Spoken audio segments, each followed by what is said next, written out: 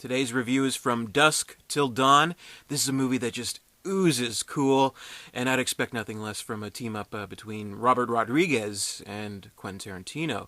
Of course, Robert Rodriguez, he directed the film, he edited it, Quentin Tarantino wrote it, and he stars in one of the lead roles, and both of them are executive producers. Essentially what this is a fugitive on the run thriller, kind of interrupted and turns into a vampire gore fest, basically. So in their typical kind of way, they kind of mash the genres together, and it is fucking glorious. And it grips you right from the very beginning. A very literally explosive opening in the liquor store, where it kind of opens and we see the liquor store owner and the sheriff. They're just kind of shooting the shit, and Michael Parks, he's playing the sheriff in this movie. He's great. A little bit of Michael Parks goes a long way. I love him. Anyway, so they're just talking about, whatever, microwaving food and whatever. Sheriff, he goes to go to the bathroom, and then all of a sudden, boom, there's a fucking guy with a gun there, and that happens to be Seth Gecko and his brother with him, Richie Gecko, and that's George Clooney, Quentin Tarantino, and they're holding the place up. So that kind of catches you right by surprise. It's like a calm little scene is interrupted by this chaos, and essentially, they're holding the place up, and Richie Gecko's like, okay, you were signaling that sheriff, man, and blah, blah, blah. And that's kind of one of the fun things about rewatching the movie, because, I always try to look out for that. Like, in one part, he's saying, I saw him mouth the words, help me. I never see that, but what I do see, if you watch the movie, you kind of notice the liquor store owner in their, first section of the conversation, he's, kind of, casually pointing, as if to say, oh, da-da-da-da-da, you got some food, huh? And he does that as if he's pointing to the Gecko brothers. So I don't know. Maybe he was signaling, maybe he wasn't. But he definitely didn't use the words or mouth the words "help me." But maybe that's up for debate. It certainly is for Richie. So anyway, they shoot the place up. They shoot the sheriff, but they didn't shoot the deputy. The whole place explodes, and that's kind of how it starts. And then the title comes up, From Dusk Till Dawn. This awesome song plays, Dark Night. I forget the singer, but it's a really cool kind of dark kind of country song. It's awesome. The titles crawl kind of in the same way Pulp Fiction does. So it's kind of within this universe, and it's really awesome. So basically, it's about the movie's about the Gecko brothers. Richie, he busted Seth out of jail. And they just robbed the bank. They're trying to get out of town, get out of Dodge, and kind of seek sanctuary, I guess is the best way to put it, in El Rey, which is kind of the safe haven for crooks and criminals, things like that. At least my impression is that. But of course, they have to cross the border in order to do so, and that's easier said than done.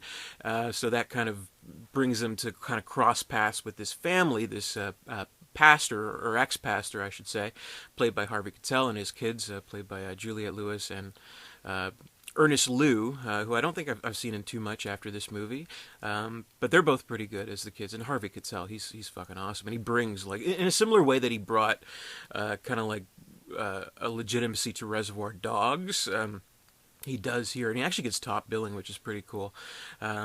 But anyway, he's the ex-pastor. He's kind of lost his faith because his wife died in a car accident, and he's kind of questioning everything about wanting to be a priest, and there's some crop circles in his backyard, and so he kind of just decided to take his kids on a road trip, and of course they cross paths with the Gecko brothers, and it's kind of all about crossing the border, and there's some good scenes there, and it is a particularly tense, first 40 minutes of the movie, driven by a lot of really colorful dialogue, great character interactions, and tense moments, particularly because, with Quentin Tarantino's role playing Richie, he's just this unpredictable kind of crazy character who's not quite right in the head. He's a little bit delusional, it would seem, and just very much a loose cannon, particularly with one earlier scene where they have a hostage, but he kills her, which is done in a really good way. Not the murder, but just the way that scene is played out. We get a sense of how he is, in that first scene, where he's mouthing the words "help us," and we're not really sure that he has. But then any suspicions we have about Richie are confirmed with the hostage, who's a bank teller. We have that scene with George Clooney, who does most of the talking. He seems like a perfectly reasonable guy. He's like, do you want to live? Yes or no? Blah, blah.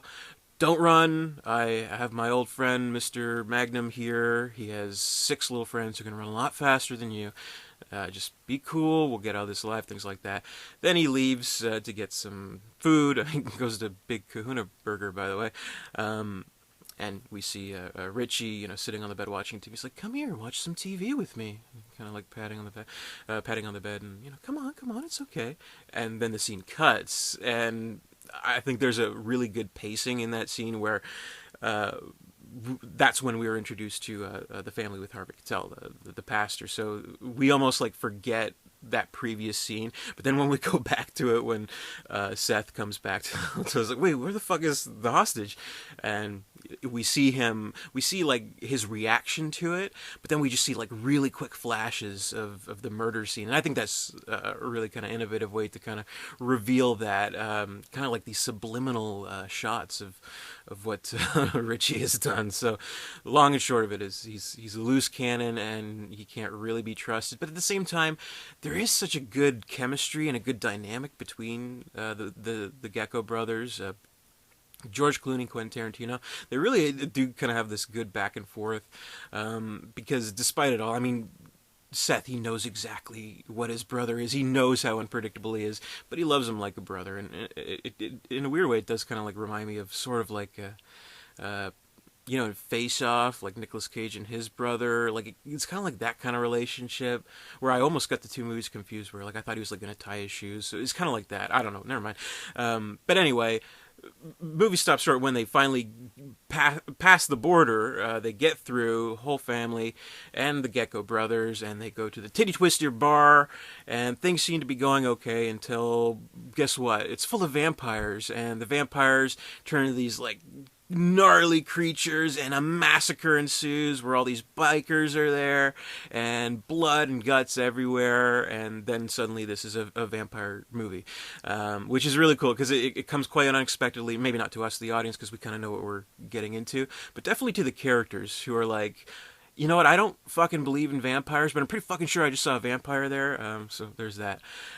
Really great effects in this movie. The legendary effects group, K&B, Robert Kurtzman, Greg Nicotero, Howard Berger. They do the work on this film. Of course, they kind of put themselves on the map with Evil Dead 2.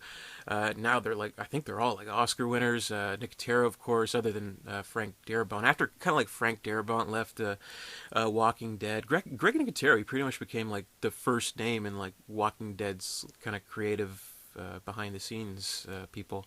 And Kurtzman, I think he has a story credit in this movie. So I think the story was his, but Quentin Tarantino kind of wrote it out. So that's kind of interesting too.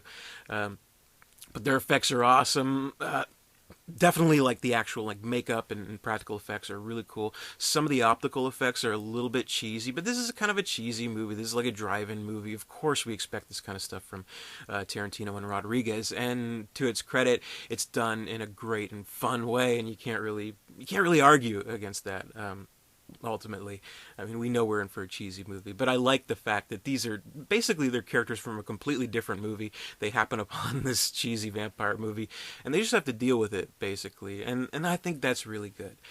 So I think this movie is a complete delight. And there's probably, I would say, just kind of depending on your tastes as a moviegoer, I'm sure it's kind of like there are at least some people who may be split. Like there's some people who might kind of say, hey, the first 40 minutes are really good. There's a lot of great character interactions, really colorful dialogue, things like that. But then once it gets to the vampire stuff, it comes kind of like, cheesy blood and gore massacre kind of movie. Kind of loses its flavor a little bit maybe. But then there are other people, like the first 40 minutes, it takes too long to get to the actual action. So, I mean, I would say most people kind of appreciate what it's trying to do on the whole and kind of like mix the two things. And I think each side of the coin of this movie complements each other very well. And definitely there's a lot of great one-liners in the last half. Like one part, Salma Hayek in the movie, who's great in this movie. She plays, the dancer, the seductress of the club, who does this amazing dance with the snake on her, and muy caliente. She's just great, and she has the scene where she's like pouring the booze down her leg, down to her foot, and Quentin Tarantino's drinking from her foot, which I'm sure he loved filming that. Like, oh, can we get another take of that? But anyway, she turns into the vampire and she's like, "I will make you my dog. I will feed you scraps. Welcome to slavery." And was like, "No thanks. I already had a wife." Things like cheesy lines like that. Yeah. So I don't know. It's just kind of a fun cheesy movie. I'm a mean motherfucking son of a bitch, or mean motherfucking vampire hunter, whatever. So I think it's really good, and the hugest delight of this movie is the cast. I mean, we have Harvey Keitel in essentially what is the top billed role. He's the pro of this movie. He's so great. Again, kind of in a similar way that he brought Reservoir Dogs to a whole different level of legitimacy. I think he does here. He's really great in the role of the conflicted pastor who has a good arc, and he kind of learns to believe again if these demons from hell can exist, and certainly God can exist, and I'm gonna have to fight for God. And I think that's a good arc. And Clooney, I mean, it's easy to forget that at this time he wasn't like George Clooney, like how we know him now. He was like the guy from ER. This is his first kind of big movie coming off of ER, like the success of ER. So I mean, this is a very kind of interesting choice to do for a movie. He definitely, of course, has a horror background, horror high, Return of the Killer Tomatoes. Yeah.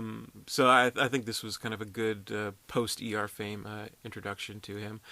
Quentin Tarantino, who normally, I mean, people will kind of make fun of his acting, which, yeah, he's not the best actor in the world. He's definitely a better writer-director than an actor. We'll give him that. But I think he's really good in the role. I think he's quite fitting for the role of Richie. Like, it is this Tarantino-ish type of paranoid, crazy, fidgety kind of character. I think he's really great. Juliette Lewis, who's, she can play pretty much any age, even now. I mean, must be taking some kind of young pills or something like that. She's really great in her role. She has an arc too, where she kind of seems like this downy, innocent type, but she has a little bit of an edge to her. She's definitely more straightforward with the father than the son is, and she kind of like steps up to the plate and turns into pretty much a badass by the end of the movie. So I thought she was really great too, and just all these characters kind of come into the movie. Michael Parks, of course, he's great. Danny Trejo in kind of an earlier role playing one of the vampires. Greg Nicotero, he has a cameo as one of the bikers. Tom fucking Savini, playing Sex Machine, another biker who has that awesome gun set up in his crotch where he just kind of like opens the hatch and he sees the gun there. Fred Williamson takes the fucking heart right out of the vampire. So great. And Selma Hayek, of course, she's just... Even Selma Hayek, I don't think she was that huge when this movie came out, so I think this is one of her, aside from Desperado, kind of like one of her kind of landmark roles, I would say. Cheech Marin. Okay, so Cheech Marin, he needs, credit where it's due. He actually plays three roles in this movie. He plays the Border Patrol officer in the first half of the movie. He plays Carlos, who's kind of like the big head kingpin of El Rey, who they all have to like give a certain percentage to.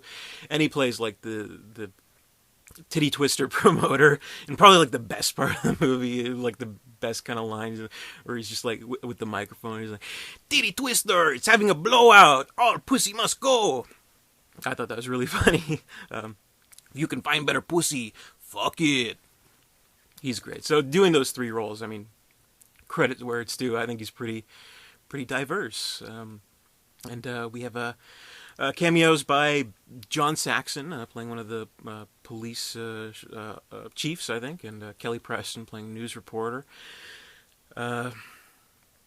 I hope I'm not forgetting anybody. It's just such a great cast, and that's part of like the joy of the movie. So great cast, great one-liners, amazing special effects from K&B, great Quentin Tarantino writing, great Robert Rodriguez directing. This is an amazing movie. I love it so much. I mean, really, it doesn't get much better than this. Ooze is cool, great special effects, and really just proof that you can mash genres together in a really effective way. I think it's a classic. It's almost 20 years old now, but definitely deserves watching during this Halloween season. I never saw any of the sequels, though. I know there was 2 direct-to-video sequels, and there's like a TV show on El Rey, so I haven't seen that. So if you've seen either the sequels or the TV show, comment below. Let me know if they're any good. I'm curious to check out the TV show, but maybe not the sequels. But yeah. From Dusk Till Dawn, that's my review. Stay tuned for more 31 Days of Horror, and, well, comment, rate, subscribe, all that good stuff is the Cheech Marin. So I'm going to stop the review now. Thanks for watching. Stay tuned for more.